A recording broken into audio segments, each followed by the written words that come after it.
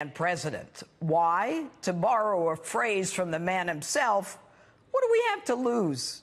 The economy was in the tank. Our kids were living in the basement because they couldn't find a job. Factories were closing down. Jobs in manufacturing were being shipped overseas. And in trade, China was sucking us dry. The Obama folks called it a healthy economy, but there was barely a pulse. 1% annual GDP growth was the new normal for these bozos. And President Obama even warned that Donald Trump's election would result in economic disaster for all Americans. Because some of those jobs of the past are just not going to come back. And when somebody says, like the person you just mentioned, who I'm not going to advertise for, that he's going to bring all these jobs back. Well, how exactly are you going to do that? What are you going to do? There's no answer to it. He just says, well, I'm going to negotiate a better deal. Well, how exactly are you going to negotiate that? What magic wand do you have? And usually the answer is he doesn't have an answer. Because I want you to tell your friends, don't let a friend vote Trump.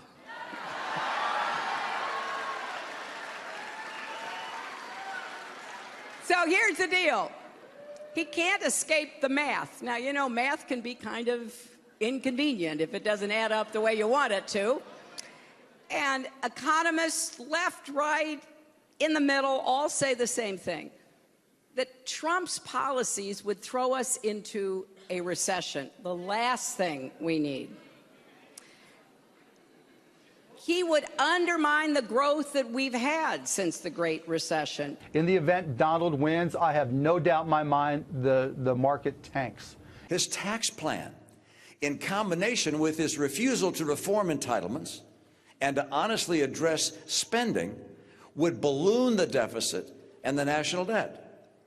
So even though Donald Trump has offered very few specific economic plans, what little he has said is enough to know that he would be very bad for American workers and for American families.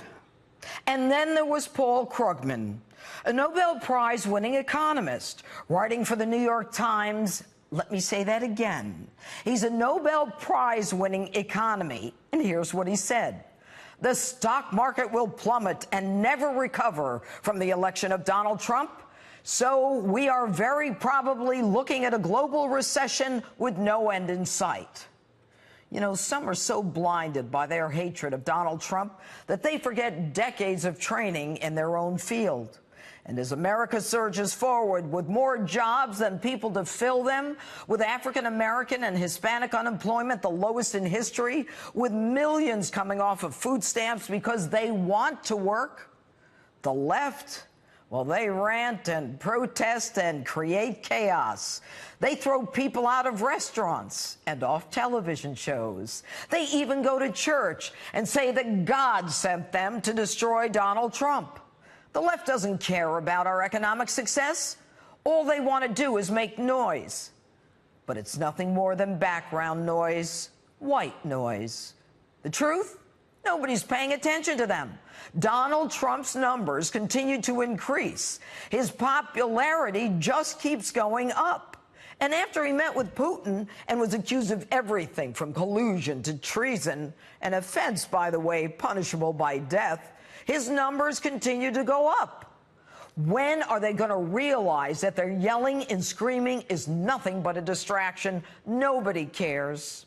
We care about food on the table, paying the rent, the mortgage, paying for kids' clothing for school. But no, they want to talk about whores and porn stars, or about a lawyer who they're squeezing so tight he'll confess to sinking the Titanic. And yet, despite a media focused on a whack-a-mole Trump-Russia collusion nonsense and the haters continuing to hate, the outsider president has thundered forward with his America First agenda. And with a kryptonite-proof aura of invincibility, the 45th outsider president, often working without the support of his own party, has produced a GDP that no one thought possible 4.1%, and we are on track to hit the highest average growth rate in over 13 years.